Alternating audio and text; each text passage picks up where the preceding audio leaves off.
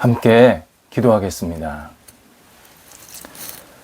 하나님, 주님의 사랑으로 오늘도 하루를 시작하게 하심을 감사드립니다.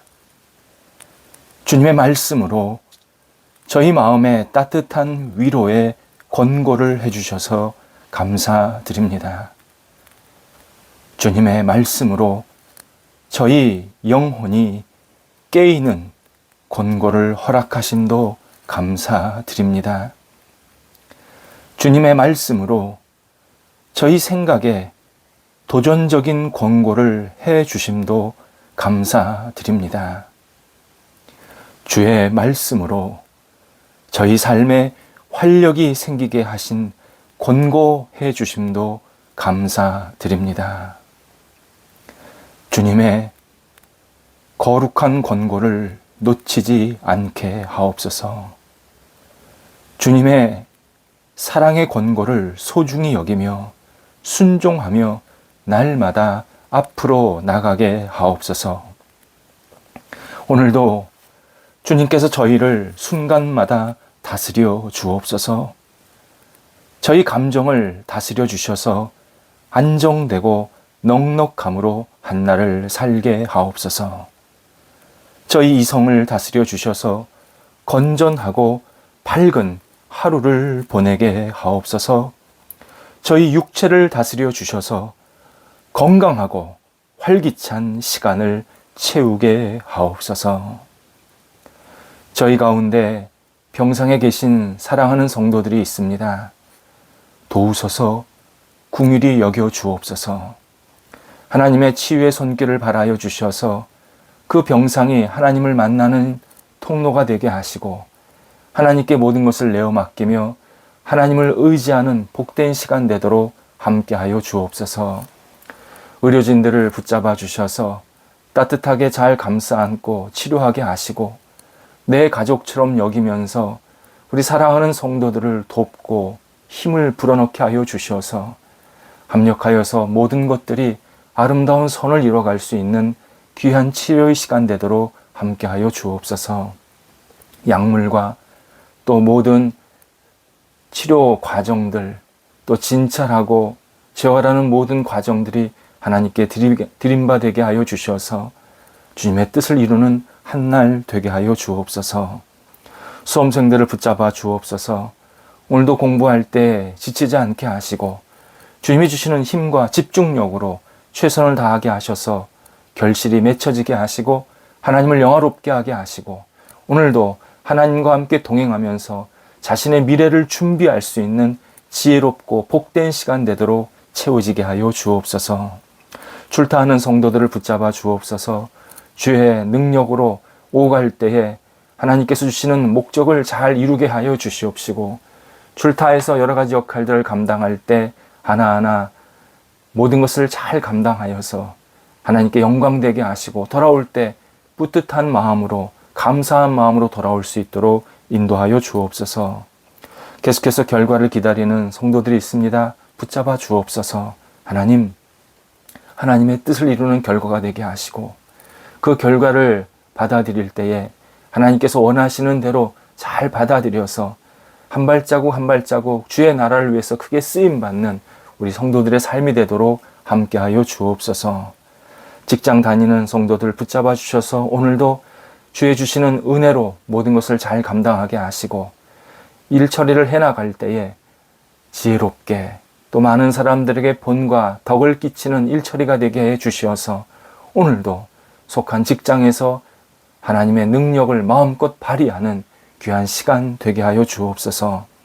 사업하시고 또 가게 운영하시는 분들이 있습니다. 붙잡아 주옵소서. 사업처가 흥황케 하시고 좋은 계획들이 계속 세워지고 추진되게 해주셔서 결과도 하나님 앞에서 주시는 은혜 가운데서 풍성히 맺혀지도록 인도하여 주옵소서.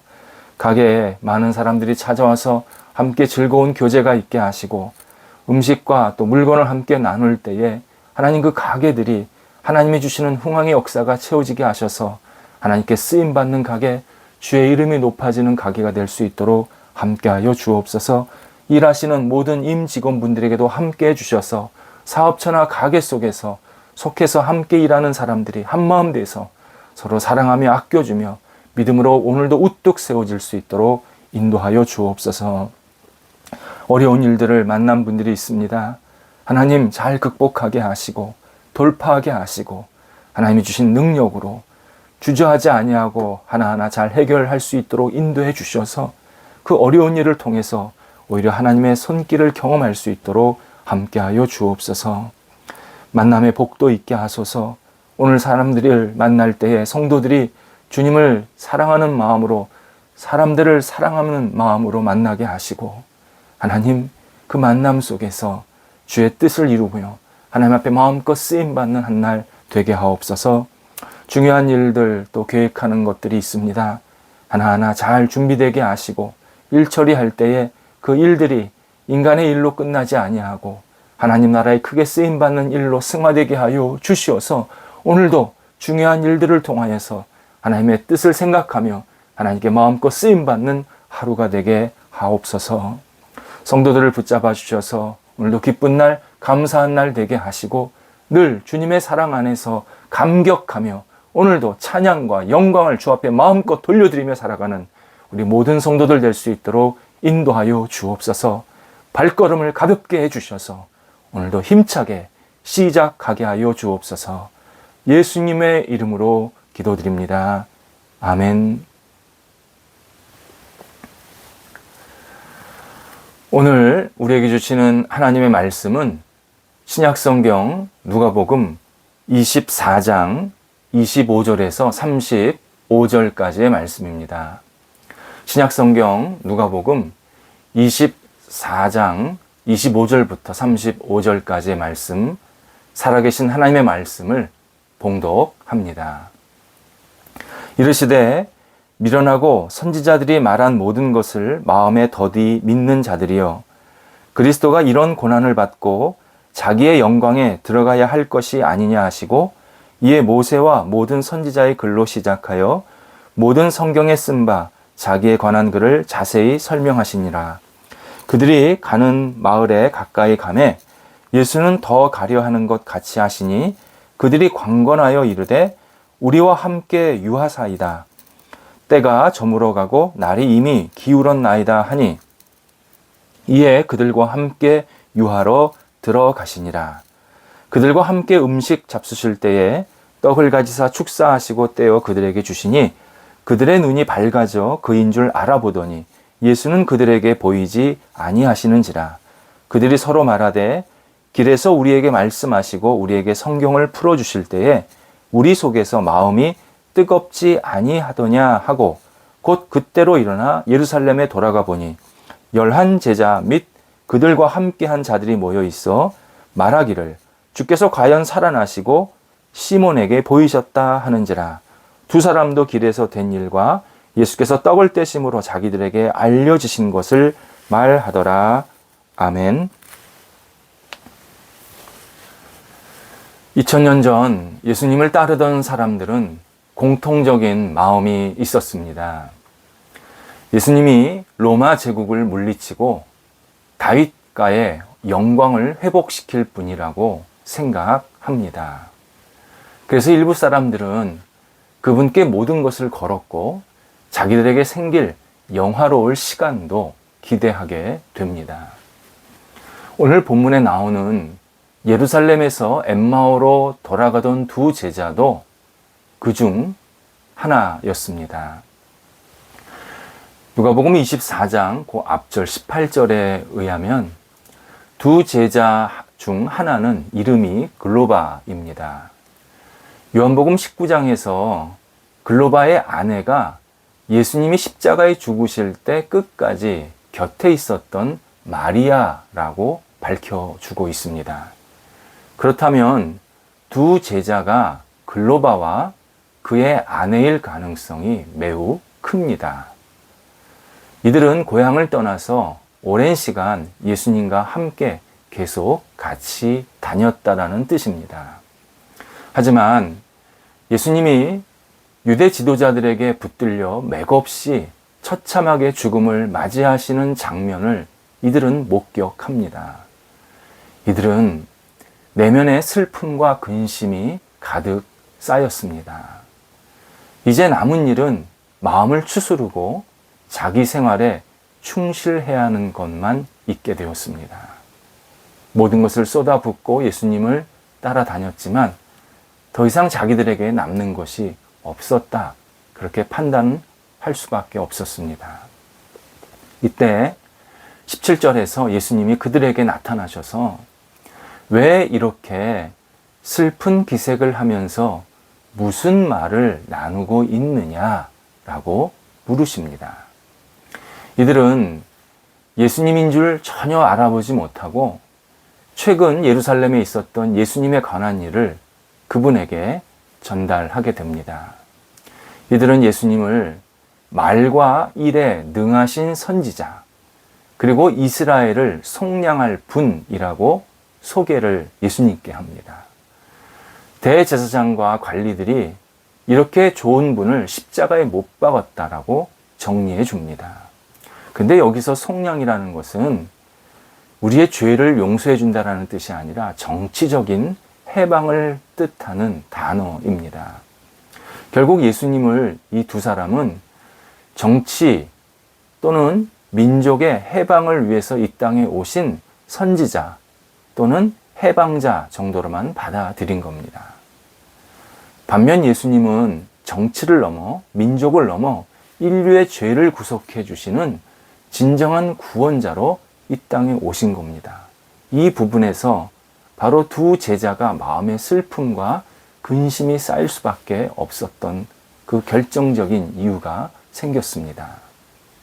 24절에서 두 사람은 몇몇 사람들은 예수님이 부활하셨다라고 말하고 있지만 우리는 그분을 아직 보지 못했습니다. 그래서 우리는 예수님이 부활하신 것을 아직 믿을 수가 없습니다. 이렇게 말을 하게 됩니다. 바로 그들 앞에 부활하신 예수님이 서 계신데도 그들은 전혀 예수님을 알아보지 못한 겁니다.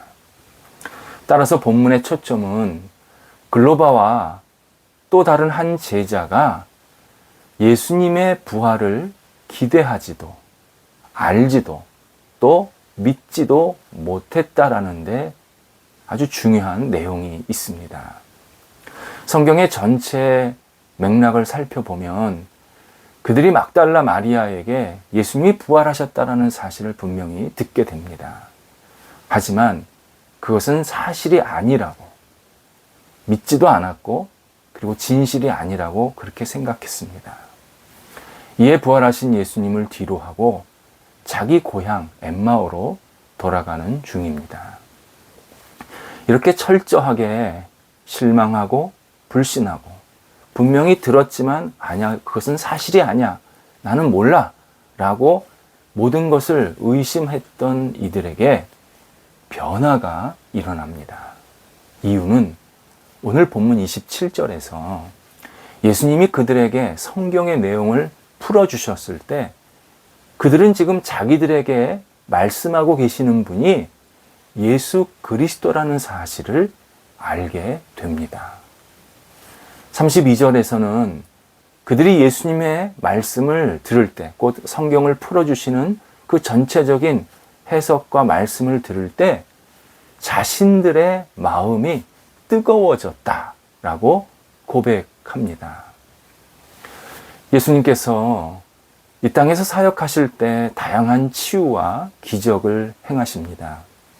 이때 주변 사람들이 예수님께 이렇게 제안을 합니다. 예수님, 여러 지역으로 돌아다니면서 지금 하시는 이 기적을 행하시면 사람들이 예수님을 더 많이 따를 것입니다. 라고 말을 합니다. 이때 예수님은 마가복음 1장 38절에서 나는 전도하러 이 땅에 온 것이지 기적을 행하러 온 것이 아니다 라고 분명히 말씀하십니다. 전도, 다름 아닌 진리를 전하는 일, 곧 하나님의 말씀, 계획, 뜻과 그 구원의 소식을 전하는 일을 위해서 이 땅에 오셨다라는 의미입니다. 기독교 신앙에서 가장 기본이 되는 것은 성경입니다. 성경은 아무리 강조해도 괜찮습니다. 오히려 아무리 강조하지 않아서, 많이 강조하지 않아서 문제지, 성경은 강조하면 할수록 우리에게 굉장한 은혜와 힘을 주십니다. 만약 기록된 성경이 없었다면 예수님께서 이 땅에 오신 것, 십자가에 죽으신 것, 다시 살아나신 것을 전혀 알 수가 없었습니다. 하나님께서 입으로 또는 전설로 어떤 상징으로 우리에게 예수님을 전해주신 것이 아니라 살아계신 하나님의 말씀인 성경으로, 기록된 성경으로 우리에게 모든 진리를 알게 하십니다. 실제로 성경 이외에 구체적으로 예수님의 일생이나 예수님의 십자가의 죽음과 부활을 언급하는 글은 없습니다. 그러다 보니까 어떤 사람들은 예수님에 관한 내용은 신빙성이 없다라고 주장합니다. 어떻게 성경에서만 이렇게 자세하게 나오지 다른 일반적인 서적에서는 안 나온다는 겁니다. 여러 권의 책에서 나와야 그게 2중, 3중으로 증거가 되어서 우리에게 신뢰성이 생기지 어떻게 성경 한 권에만 나오느냐. 그래서 믿을 수 없다. 그렇게 말하는 사람들도 있습니다. 하지만 성경 안에는 여러 시대, 여러 사건, 여러 인물들의 증인과 증거들이 계속 나옵니다. 정말 다양한 내용으로 예수 그리스도를 증언해주고 있습니다. 성경책이 한 권이라고 되어 있는 것 같지만 실제로 그 안에 내용은 정말 수십, 수백 권이 다 들어가 있는 내용으로 섞여 있는 겁니다. 예를 들어서 어제 막달라 마리아가 처음으로 예수님의 부활을 보았다, 증인이 되었다라고 우리가 말씀을 나누었습니다.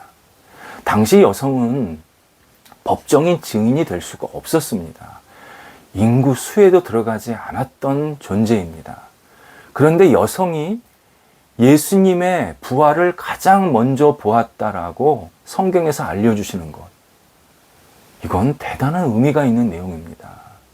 만약 제가 인위적으로 뭐를 꾸민다 했을 때 여성을 증인으로 세우지 않았을 겁니다. 그 당시에 아주 권위 있는 사람, 아주 뭔가 힘이 있는 사람에게 증인이 역할을 했다, 또 그가 봤다, 그렇게 이야기를 하지 인구에도 들어가지 않고 법정인 증인들도 되지 않고 그냥 사회적으로는 전혀 소외되고 있었던 그 여성이라는 존재를 부활의 증인으로 세웠다라는 것은 부활이 진짜 있었다. 부활은 정말 누구도 부인할 수 없을 만큼 확신한 사실이었다. 이것을 우리에게 알려주십니다. 또 복음서마다 예수님의 부활 이야기가 조금 다르게 나오는 것도 굉장히 중요합니다. 어떤 이들은 이것이 이상하다라고 또 말합니다. 아니, 부활이 일어났으면 똑같은 얘기가 나와야지 왜 사람마다 또는 그 복음서마다 다른 내용들이 나오느냐, 이렇게 주장하는 겁니다. 같은 사건을 두고 사람마다 다르게 말하는 것, 그게 정상입니다. 똑같은 시각으로 획일적으로 말하는 것, 그건 인위적인 겁니다. 그건 정말 짜맞춘 겁니다. 성경은 이렇게 우리가 예수님께 대한 신앙을 더욱 돈독하고 확실하게 만드는 세상에서 유일한 진리의 말씀입니다. 성경을 떠나면 우리의 신앙도 절대 제대로 설 수도 없고 지속될 수도 없습니다. 우리가 영적으로 염려가 생길 때도 성경이 중요합니다. 이 성경, 이 말씀을 우리가 다시 붙잡고 묵상하고 듣고 다시 그 말씀대로 살아가다 보면 우리에게 쌓였던 근심이 하나씩 녹아 내려갑니다. 말씀이 우리를 안정시킵니다. 우리의 마음에 감동을 주고 영의 눈이 열리고 믿음이 더욱 뜨거워지게 합니다. 그래서 영적인 성장을 이루게 되면서 근심은 물러가게 됩니다. 예수님께서 부활하셔서 실망하고 슬퍼하는 두 제자에게 나타나셔서 다른 것이 아닌 성경을 풀어주셨다는 것, 굉장히 중요합니다. 우리도 성경을 계속 듣고 묵상하고 받아들여야 우리 안에 있었던 모든 찌꺼기 같은 감정들이 하나씩 없어진다라는 약속입니다. 부활하신 예수님이 우리에게 왜 슬퍼하느냐, 왜 근심하느냐 물으시면서 다시 내가 너희에게 일러준 이 생명의 말씀을 붙들라고 오늘 우리에게 요청하십니다. 우리의 모든 감정적인 순도 높은 삶, 또 영적인 순도 높은 삶, 이것은 오직 말씀을 붙잡고 살 때 일어납니다. 기도하겠습니다. 하나님, 하나님의 말씀이 저희들의 삶의 영혼에 날마다 들어와 주옵소서. 말씀을 붙잡고 묵상하게 하시고, 말씀을 듣게 하시고, 말씀을 깨달은 대로 이 땅에서 살게 하여 주셔서 저희들이 부활하신 예수님과 함께 날마다 동행하게 하시고 주의 뜻을 이루는 저희들의 삶이 될 수 있도록 인도하여 주옵소서. 오늘 한 날도 말씀으로 시작하고 말씀으로 마무리하는 복된 날 되게 하옵소서. 예수님의 이름으로 기도드립니다. 아멘.